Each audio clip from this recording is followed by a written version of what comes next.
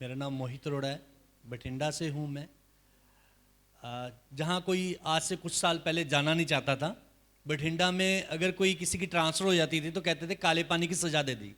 Basically ये बठिंडा जो है राजस्थान एरिया से बिलोंग करता है, मतलब एक बॉर्डर है, राजस्थान हरियाणा और पंजाब के साथ टच है। तो इतना इंफ्रास्ट्रक्चर डेवलपमेंट नहीं था, एग्रीकल्चर बेल्ट है बेसिकली। वहाँ से मैं पैदा हुआ और वहीं मेरी स्कूलिंग, मेरा कॉलेज, मेरा करियर स्टार्ट हुआ। बेसिकली ये बात है 99 की। तो मैंने मैट्रिक पास किया तो घर वालों ने कहा कि कुछ हाथ काम कर ले, क्योंकि लोअर मिडिल क्लास से मैं बिलोंग करता था। तो कहते कि हाथी काम कर ले, हमें हमारे पंजाबी में कहते हैं हाथी काम कर ले तो काम आएगा ये तुम्हारे, क्योंकि स्टडी के लिए इतना पैसा अफोर्ड कर पाएंगे कि नहीं कर पाएंगे वो एक क्वेश्चनेबल था। तो मैंने क्या किया 99 में, क्योंकि क्लर्क की जॉब होती थी जो सबसे एंट्री जॉब हमें लगती थी, तो मैं टाइप सीखना शुरू कर दिया। तो मेरे कोई फ्रेंड थे, उनके घर में टाइपिस्ट का काम था, तो मैं टाइप करने जाता था। छुट्टियां थी, मैट्रिक एग्ज़ाम दे के हटा था, तो किसी ने वहाँ से कोई टाइपिस्ट से सीखना आता था, कहता आजकल कंप्यूटर का ज़माना है तो कंप्यूटर सीख। तो मैंने कहा ठीक है, तो ऐसे करता हूँ, कंप्यूटर सीखता हूँ। तो कहते हैं कि बेसिक कंप्यूटर सीखने से कुछ नहीं होता। कंप्यूटर सीखने लग गया। हमारी स्ट्रीट में ये कोई कंप्यूटर के लिए कोचिंग देते थे, तो मैं वहाँ से कंप्यूटर सीखने लग गया। तो वहाँ से पता चला कि कल अकेला कंप्यूटर सीखने से भी कुछ नहीं होता बेटा, तो तुम्हें आगे कुछ करना पड़ेगा। तो उस टाइम अकाउंट्स जो है ना वो फॉक्स प्रो चलती थी सर, तो टैली इतना फेमस नहीं था। तो वहाँ क्या था, लोग फिजिकल में अकाउंट्स बनाते थे, लेजर्स, कैश बुक, जर्नल्स वगैरह लिखना। तो एक मेरे टच में आए, वहाँ अकाउंट्स का काम करते थे किसी एडवोकेट के पास। तो उन्होंने कहा कि आप ऐसे ऐसे करके, मैंने जाहिर किया कि मुझे भी अकाउंट सीखना है। तो कहता है बेटा तू 99 में मैथ के मार्क्स कितने लाए ये देख पहले, अभी अकाउंट सीखने चला है तू।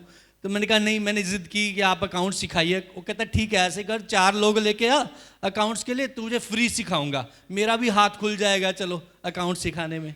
तो मैंने 4-5 दोस्त इकट्ठे किए, उनको मोटिवेट किया, भैया हाथ ही काम करना चाहिए जैसे घर वालों ने बोला था। तो ठीक है, उन्होंने मेरी बात सुनी तो हम अकाउंट सीखने लग गए। तो अकाउंट सीखने लग गए जब, तो कहते कि अकाउंट्स बेसिक तो बता रहा था कि ऐसे ऐसे करके जर्नल है, लेजर्स है, कैश बुक है, लेकिन आप इसको प्रैक्टिकल में किसी का काम कैसे करें, किसी बिजनेसमैन का काम कैसे करें। तो उन्होंने कहा कि बेटा तू यही थ्योरी वे कर कि आप शॉप्स में जाओ तो उनको कहो कि आप फ्री में अकाउंट्स कन्वर्ट करोगे, क्योंकि ऐसे कोई मुझे अकाउंट्स क्यों देगा। तो मैंने वहाँ शॉप्स में, मेरे कज़न्स हैं, मेरे चाचा ताई की शॉप्स हैं, तो मैंने कहा कि आप फिजिकल बुक्स लिखवाते हो ना, अपना अकाउंटेंट रखो, मुझे 3 महीने के लिए सिर्फ अपना अकाउंट्स जो है ऑनलाइन चढ़वाने दो, तो मैं ऑनलाइन चढ़ा के दूंगा फ्री ऑफ कॉस्ट। अगर आपको उसके बाद अच्छा लगे तो 250 रुपीज़ आपने मुझे पर मंथ देना है। मैं वीकली अकाउंट्स बनाऊंगा, आप पैरेलल अकाउंट बनाऊंगा, आपको अच्छा लगे तो ठीक है, नहीं तो नो क्वेश्चन पॉलिसी है, आप मुझे कह देना मुझे अच्छा नहीं लगता तो इट्स ओके। तो ऐसे मैंने अपना करियर शुरू किया अकाउंट से। तो धीरे धीरे ऐसे ही मैंने अपना कॉलेज स्टडी भी शुरू कर दिया पैरेलल। तो डिमांड आई कि एक हेल्थ इंश्योरेंस होता है, 80D की रिबेट होती है, तो कहते कि आप इंश्योरेंस जो है वो करवा के दो हमें, तो कोई आपको जानता है। तो हमने क्या किया कि तब मैं माइनर था, आई वॉज 15-16 ईयर्स ओल्ड। तो मैंने अपने पापा को इंसिस्ट किया कि पापा एक एजेंसी होती है, क्योंकि मैं पहले ऐसे गया जनरल इंश्योरेंस की ऑफिस ही कि सर ये इंश्योरेंस चाहिए, तो उन्होंने कर दिया।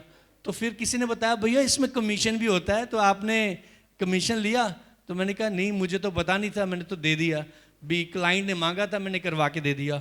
तो कहते बेटा आप अपने नाम पे एजेंसी ले लो। तो एजेंसी मेरे नाम पे मिलती नहीं थी, मैं 18 नहीं था क्रॉस किया। तो फादर साहब को मैंने कैसे तैसे इंसिस्ट किया कि आप इंश्योरेंस की एजेंसी लो। तो इंश्योरेंस की एजेंसी उन्होंने कहने से क्या, पढ़ ले बेटा तू क्यों चक्करों में पड़ गया, हमने तो पंगा ले लिया तेरे को हाथी काम कह के, पढ़ ले जितना पढ़ना है तू। कहते हैं कि फिर भी मैंने कहा नहीं, मेरा भी टेस्ट लग गया, क्योंकि शेर के मुंह को खून लग जाता ना, 1-2 बार कमीशन मिल गया तो कहते हैं कि फिर है ना हो जाता है। तो उन्होंने ऐसे तैसे इंश्योरेंस का एग्ज़ाम क्लियर कर लिया। तो मैंने ग्रेजुअली जो है जर्नल इंश्योरेंस का काम, फिर कार स्कूटर का, वहाँ से मैंने कोल्ड मार्केटिंग सीखी बेसिकली, क्योंकि हम तब थर्ड पार्टी में भी कमीशन होता था सर। तो थर्ड पार्टी में भी कमीशन होता था, तो हमने क्या टैक्सी स्टैंड्स में जाना शुरू कर दिया, डेटा मेंटेन करना शुरू कर दिया कि आपका इंश्योरेंस कब होता है ख़त्म, ट्रांसपोर्टर के पास जाना शुरू कर दिया। तो धीरे धीरे मेरे क्लाइंट्स कनेक्शन बढ़ते गए। तो फिर साथ में किसी ने कहा कि लाइफ इंश्योरेंस भी एक होता है कि वो भी, उससे भी टैक्स बेनिफिट होता है। तो मैंने धीरे धीरे लाइफ इंश्योरेंस भी अपनी पोर्टफोलियो में ऐड कर लिया ऐसे। तो वो भी पापा के नाम से फिर मैंने इंसिस्ट किया। तो उसके बाद ग्रेजुएशन होगी, फिर मैंने पोस्ट ग्रेजुएशन में एडमिशन लिया, एमबीए किया। तो तब तक मन में ये था कि फिर भी मैंने अपने नाम पे एजेंसी नहीं ली। मुझे था कि मैं जॉब करूँगा, कहीं ना कहीं गवर्नमेंट जॉब करनी है, क्योंकि लोअर मिडिल क्लास फैमिली होती है तो उससे होता है कि government job is a safety security. लेकिन धीरे धीरे मुझे लगा कि यार नहीं, गवर्नमेंट जॉब में भी बड़े पंगे हैं, क्योंकि गवर्नमेंट जॉब में मैं देखता था या तो मैं बैंकिंग ज्वाइन करूँगा या इनकम टैक्स या कोई ईटीओ वगैरह जैसे होते हैं। तो लेकिन तब तक मुझे इतना एहसास हो गया था कि इनकी लाइफ भी बड़ी इतनी ईजी नहीं है। तो इससे अच्छा अपना एंटरप्रेन्योरशिप में जाना चाहिए, हमें स्टार्टअप करना चाहिए। तो वही गलतियां जो सबने की हैं, क्योंकि वैसे इंश्योरेंस में क्या होता है कि लाइफ इंश्योरेंस जब बेचते हैं तो उसमें मेहनत थोड़ा ज़्यादा होता है। उसमें क्या है कि लोग फ़ोन नहीं उठाते आपका, तो हम फ़ोन करते थे, फ़ोन नहीं उठाते थे। फ़ोन करना सबके साथ, जिन्होंने लाइफ इंश्योरेंस बेचा आई थिंक सबके साथ ऐसा हुआ होगा। तो फ़ोन उठाने बंद कर देते थे, तो बड़ा मायूस हुआ। तो कहीं ना किसी ने एक कोटे बोला कि जिसने आपकी जेब में हाथ डाला आप उसकी जेब में हाथ डाल लो, ठीक है। तो मुझे ये लाइन समझ में आ गई कि यार जो दूध वाला है उसको हम पैसे बिटवाते हैं, जो प्रेस वाला है, मतलब ऐसे किसी को भी, जो भी जिंदा है इस दुनिया में वो आपका क्लाइंट है।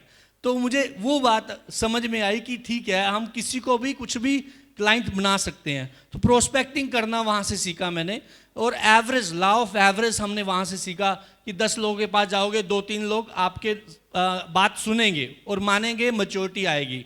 तो प्रोस्पेक्टिंग करना वहाँ से सीखा। लेकिन एनी हाउ हमने कुछ गलतियाँ की, क्योंकि इतनी नॉलेज नहीं थी, जो भी आता था हम सेल करते थे, है ना। अच्छी बात ये रही कि मैं किसी डेवलपमेंट ऑफिसर को कहीं नहीं लेके गया, खुद ही जो भी मैंने सेल किया खुद ही सेल किया। लेकिन 2008 में मार्केट क्रैश हो गया, उससे पहले हमने यूलिप भर के बेचा था, और सबने बेचा होगा, जितने लाइफ इंश्योरेंस के यहाँ काम करते हैं तो सबने बेचा होगा। तो एकदम से लाइफ इंश्योरेंस जब हम बेचते थे, थोड़ा साथ साथ में किसी ने म्यूचुअल फंड में डिमांड की, तो 2005 में मैंने म्यूचुअल फंड भी बेचना शुरू कर दिया। लेकिन 2008 में, 8 तक क्या सब कुछ स्मूथ चलता रहा। 2008 में सडनली मार्केट डाउन चली गई, और मेरा खुद का पैसा भी शेयर मार्केट में, तब मैं पहली बार स्टॉक लिया। सबके साथ ही ऐसा होता होगा, मैंने डीमेट अकाउंट खुलाया, तो उसके बाद मैं पहले यूनिटेक के स्टॉक्स लिए थे मैंने, तो एक मंथ में डबल हो गए। तो मुझे लगा यार मैंने ना एमबीए कर लिया, ऐसे कॉलर ऊंचा करके किया अपना भी, मैंने एमबीए कर लिया फाइनेंस में, तो मुझे अच्छा नॉलेज है, दुनिया ऐसी फुटती है। तो फिर उसके बाद मैंने कमोडिटी में अकाउंट खुला लिया, तो उसमें मैंने गुब्बारा लिया। फ्यूचर समझ तो नहीं थी, पढ़ा जरूर था एमबीए में, लेकिन समझ नहीं थी, तो मैंने गुब्बारा ले लिया। 7,000 इन्वेस्टर था, 70,000 बन गया। मैंने कहा यार इससे अच्छा काम ही कोई नहीं है, मैं तो ऐसे ही जक मार रहा था, कभी लाइफ इंश्योरेंस ले लो, कभी ये ले लो। तो मैंने ये काम भी शुरू कर दिया। लेकिन जैसे इतनी छोटी एज में मैंने काम करना शुरू किया, 2008 में मैंने बहुत मोटा लॉस कर लिया अपना, और 2008 में इतना लॉस कर लिया और एकदम से लाइफ इंश्योरेंस का काम भी ख़त्म हो गया। और क्योंकि वहाँ मार्केट डाउन चली गई, तो लोगों के अभी जवाब देने थे, 2010 तक अभी मैच्योरिटी आनी थी। तो क्या हुआ कि फिर उसके बाद थोड़ा सा स्ट्रेस का माहौल बन गया। लोगों, मेरे कई साथ के बंदे थे जो उन्होंने सुसाइड तक किया, मैंने जो देखे 2-3 लोगों को। तो समझ में आया इतना रिस्क नहीं लेना चाहिए, बड़ी मेहनत से पैसा कमाया जाता है, थोड़ा धीरे धीरे चलो। तो 2010 में मैंने क्या किया कि बॉन्ड्स मार्केट, जो गवर्नमेंट के पीएसयू बॉन्ड्स आते हैं या इंफ्रास्ट्रक्चर बॉन्ड्स आते हैं, और साथ में कैपिटल गेन बॉन्ड्स आते हैं, इनका काम दोबारा शुरू किया। फिर 2011 की बात है सर, 1 करोड़ का एयूएम था मेरा म्यूचुअल फंड में, क्योंकि एनएफओ करते थे। तो 11 के बाद मुझे समझ आया कि यार अभी वो काम करना है जो क्लाइंट की फेवर में है, क्लाइंट फर्स्ट, क्लाइंट ओरिएंटेड काम करना है, ऐसा नहीं कि जिसमें हमें मार्जिन ज़्यादा है। तो 15 दिसंबर 2010 को मैंने ये डिसीजन ले लिया और मैंने ऑफिस सेटअप किया। 2011 के बाद 13 में हरीश सर से मैं मिला, क्योंकि मेरा एमफी का एयरन जो है रिन्यू होना था, तो मैंने सीपी यहाँ करने आया 2 दिन की ट्रेनिंग, तो 1 नाइट स्टे भी किया। तो सर से मुलाकात हुई, मैं काफ़ी इंस्पायर हुआ कि यार ऐसे ट्रेनिंग प्रोग्राम में हमें नॉलेज मिलती है, हम तो कोई भी नहीं, हम तो सेलू आदमी बन रखे थे। लेकिन ये तो बिल्कुल उल्टा है, ये तो इन्फॉर्मेशन बिजनेस है, इमोशनल का बिजनेस नहीं है। बेसिकली हमें इन्फॉर्मेशन चाहिए। और उससे पहले 2013 में मेरे मन में आया कि नहीं, हमें इसमें ट्रेनिंग लेना है, एजुकेशन लेना है, ऐसे नहीं किसी को भी सेल कर लेना है, उसकी सूटेबिलिटी चेक करनी है, उसकी फाइनेंशियल प्लानिंग कैसे करती हैं, वो सब चीज़ें हमें समझ में आई। तो 2014 में हमने एक इवेंट अटेंड किया नेटवर्क एफपी का, सर भी साथ में थे, दिल्ली गए थे हम लोग। तो उसके बाद वहाँ एक वर्चुअल प्रोग्राम था 2 दिन का, तो वहाँ से मुझे MFRT के बारे में पता चला। फिर MFRT गए हम पुणे, मैं और हरीश सर। वहाँ से कनक सर से भी मुलाकात हुई, इन्फ्लुएंसर थे। तो मुझे लगा कि यार ऐसा बंदा बहुत जो इन्फ्लुएंस कॉन्फिडेंस से बोलता है। आज भी मेरी टांगें कांप रही होंगी क्योंकि अभी मैं इतना बड़ा बुलारा नहीं हूँ, लेकिन सर से मुझे काफ़ी अच्छा लगा मिलके। और वहाँ से फिर मुझे लगा कि स्टॉक मार्केट का काम दोबारा से शुरू करना चाहिए, लेकिन खुद की ब्रोकरिंग करनी है, लेकिन खुद का सौदा नहीं लेना अभी। तभी भी मैं इतना कॉन्फिडेंट नहीं था। तो मैंने मोतीलाल ओसवाल की, वहाँ से मैंने फ्रेंचाइजी ली, तो वहाँ से लर्निंग काफ़ी मिली मुझे।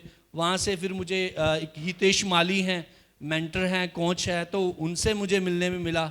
तो तब तक ये सब चल रहा था, एनुअल फंक्शन अटेंड करता था, बीच बीच में मैं दिल्ली जाता था जब भी प्रोग्राम होता था किसी ऑर्गेनाइजेशन का। लेकिन 19 तक जो 3 करोड़ का मेरा इजूम था जब मैंने MFRT पहली बार 2014 में शुरू किया।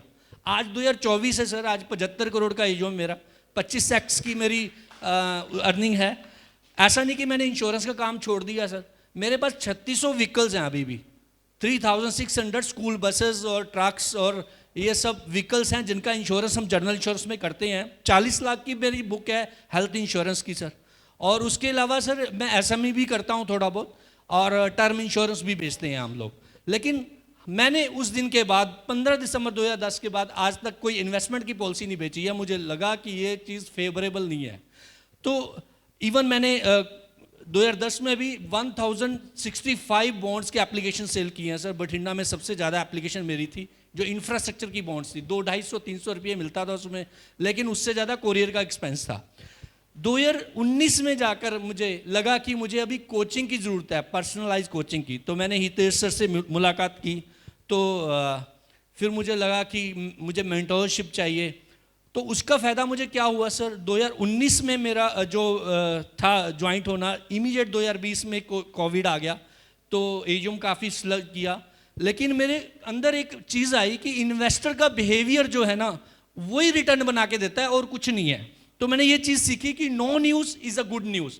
मुझे बोलता है कि कस्टमर की, यार आपको क्या लगता है मार्केट, आपको भी पूछते होंगे मार्केट क्या लगता है, तो मैं कहता हूँ सर मुझे नहीं पता।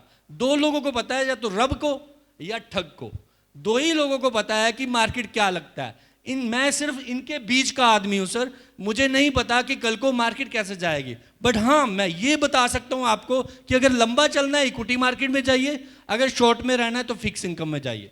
लंबे का मतलब 6 साल से आगे होता है और शॉर्ट का मतलब उससे नीचे है। तो अगर आपको उससे नीचे रहना है तो सिंपल फॉर्मूला है इसमें। और कहते कि कई बार आया था सर आज मार्केट बड़ा तेज बंद हुआ है, ऐसे आपको भी आता होगा, आज क्या हो गया सर मार्केट में, ऐसे क्वेश्चन आते हैं। मैं कहता सर मैं टीवी नहीं देखता, और सच में मैं टीवी नहीं देखता। मेरे रूम में टीवी नहीं है, मैंने ऑफिस से टीवी रिमूव कर दिया।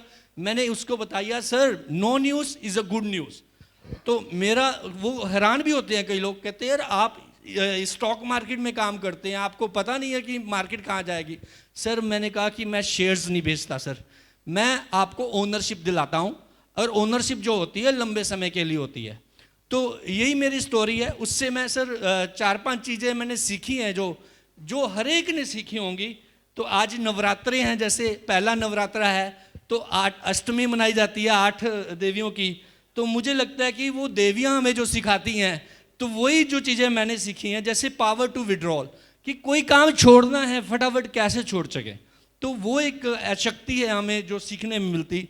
फिर परखने की शक्ति कि क्या चीज़ सही है, वो क्या क्लाइंट के लिए अच्छी है, क्या बेचना चाहिए नहीं बेचना चाहिए, वो परखने की शक्ति। इवन आप क्लाइंट की नेचर को भी परख सकते हैं। जैसे कहा कि हम आज सर ने कहा था, चिराग सर ने, कि अगर लिक्विडिटी नहीं है, क्योंकि हौसला चाहिए, कैश चाहिए, तो उसके बाद ही उसको मतलब आप क्राइसिस में दोनों चीज़ें चाहिए। लेकिन ये चीज़ें हमें पता चलती हैं कि आपके पास जो है भी वो परखने की शक्ति, किसके पास कैश है, किसको आप समझा सकते हो बड़ी जल्दी कन्वर्ट हो जाएगा, जिसके पास कैश नहीं है तो उसको आप अपने ओवर टू जो इम्प्लाई कर सकते हो कि आप इनसे डील कीजिए, जिनके पास कैश ज़्यादा है उसको आप डील कीजिए।